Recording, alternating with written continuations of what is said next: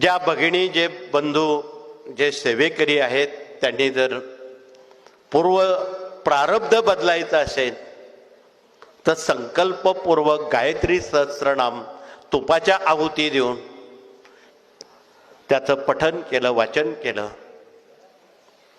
गायत्री सहस्त्रनामाचं तपश्चरण केलं, पूर्वकर्मी जन्म जन्मांतरीचे शाप ताप दोष दैन्य दुःख उपद्रव संकट खून हत्या यातून त्याची सुटका होते.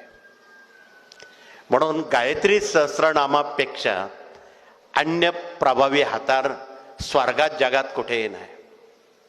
ते आपणा सर्वांना हसत खेळत उपलब्ध करून दिले. त्याची संता घ्यायची असली तर पुरोहित लोक सुद्धा विचार करून सांगतात, इथे आम्ही तुम्हाला मुक्त हस्ते मागचा पुढचा विचार न करता ते दिलेलं आहे. परंतु ते समजून घेणं, ती आयुध आहेत, ती कशी चालवायची